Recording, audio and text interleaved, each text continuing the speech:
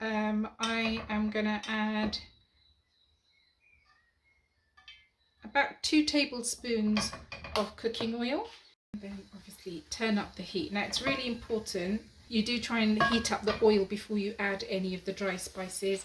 To the oil, once it heats up, I'm going to add 1 piece of cinnamon bark, actually 2 pieces of cinnamon bark, 1 clove and 1 star anise. So you can see star anise there, and 2 pieces of cinnamon bark and a clove.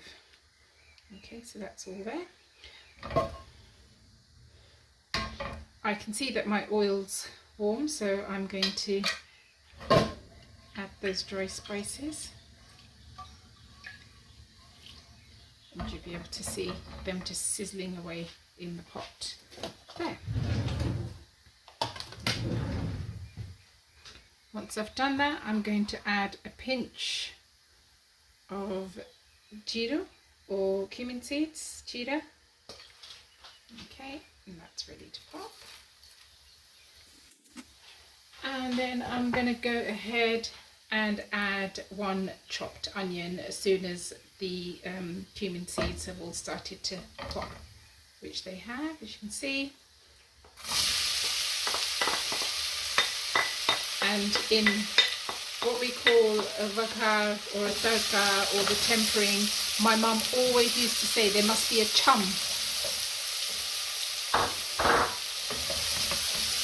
So I'm going to brown off the onions, give them a good browning. Something that I do like to do is use as less utensils and pots as possible. So what I actually did was boiled my macaroni in salted water in this same pot. I've drained my macaroni, left some water aside, and I'm using the same pot to make the sauce. So I'm going to let that brown off. I'm going to stop the camera whilst I just let it brown off, and then when I'm closer to browning the onions a little bit, I'll put the camera back on. So as you can see, the onions are not completely brown, but just turning brown. I don't want to caramelise them or make them too brown because I don't want to make this very sweet. So what I'm going to now do is add to this some passata, just some normal shop brand passata. I've got here 500 grams, so I'm probably going to add about half a carton, actually 3/4 of a carton. Okay. I forgot to mention that I did add to the onions a teaspoon of garlic and a teaspoon of ginger. If you grate it down, then it's just kind of like a half a thumb size of ginger and 2 medium cloves of garlic. So continue to give that a good stir,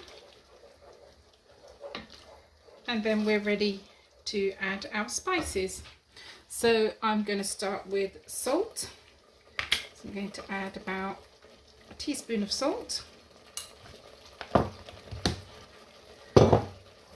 Now, my chili powder is very mild, and when I say very mild, I mean very mild. So I'm going to add probably a couple of teaspoons of chili powder, 1 teaspoon of cumin powder, and 1.5 teaspoons of coriander powder. Give that a good mix. Actually, looking at the amount in there, I'm going to add an extra teaspoon of cumin powder and an extra teaspoon of coriander powder.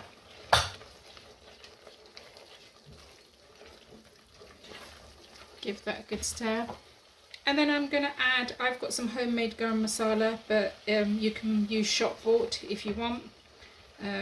So I'm going to use a good 1.5 teaspoons of garam masala because it's homemade. I think if you buy the ready-made, you could probably use a good heaped teaspoon. And I'm going to give that a good stir.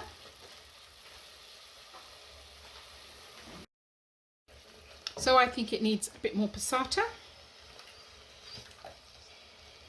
So I've actually used a whole carton now.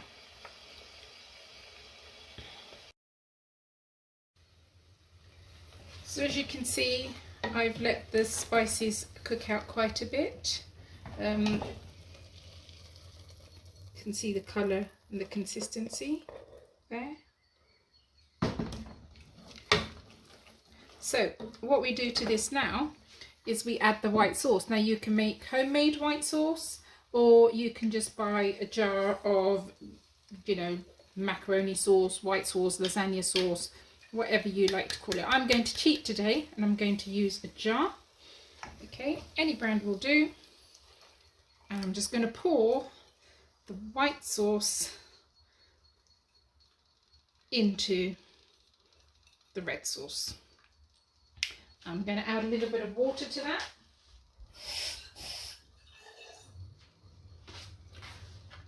Because waste not, want not. Give it a good mix.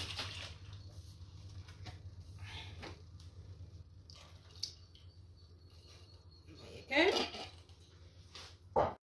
And mix the two through. Okay. Give it a good fold in. If you want to give it a good mix.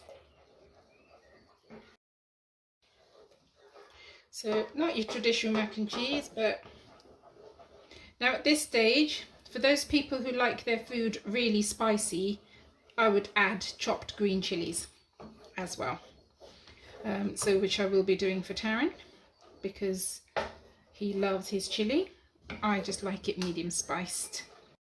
So no need to cook that through because I've used a ready-made sauce packet, and even if you've made the white sauce at home, no need to cook it through because you would have cooked through the roux. And all that's left is to add the macaroni. I've used all the macaroni packets that I've got at home in the different packets. I've got two slightly different sizes here, but that's okay.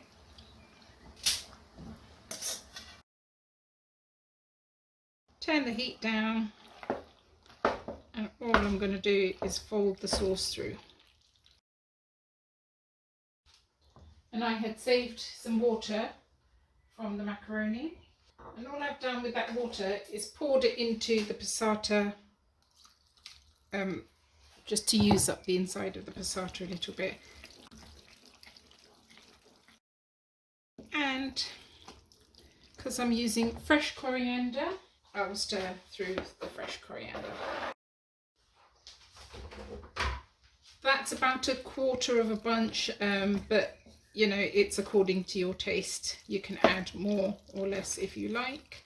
I actually like a lot more coriander, but one of my girls doesn't like too much, so I'm being a bit scarce with it today. And all we're now going to do is transfer it to the baking dish.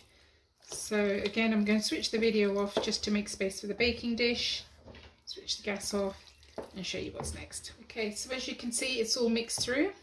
I'm just going to transfer it to the baking dish now.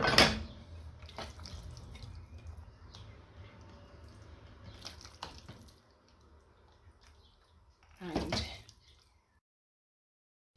okay, so that's one dish. I'm going to top up the second dish.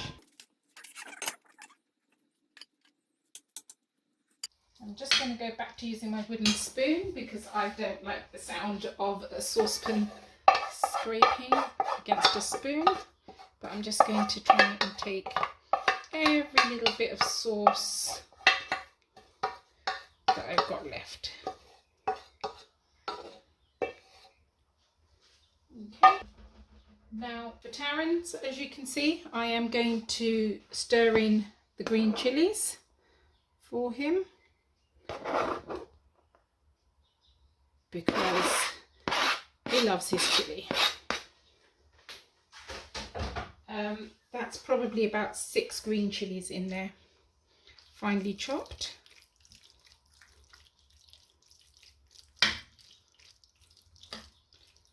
And the thing about putting the green chilies in at the end is it's going to still cook in the oven as well, so you get that nice little bite of green chili as well.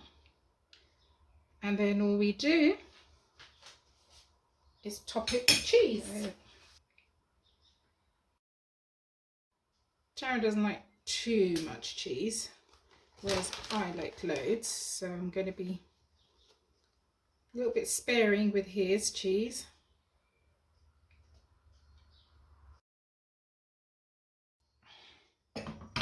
Lots of cheese on this one, because the girls and I love our cheese, as does Gareth.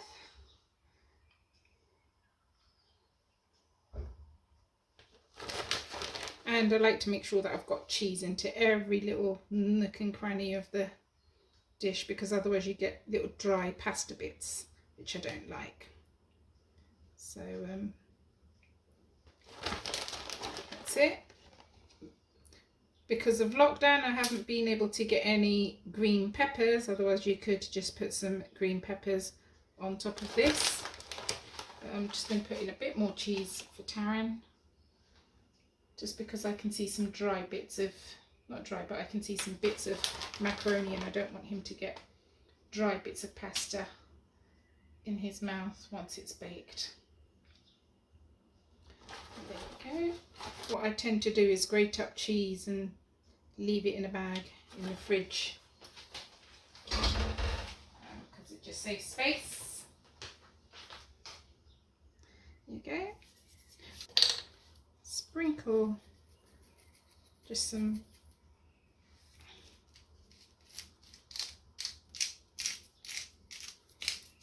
on top. It's mixed herbs with Italian seasoning actually.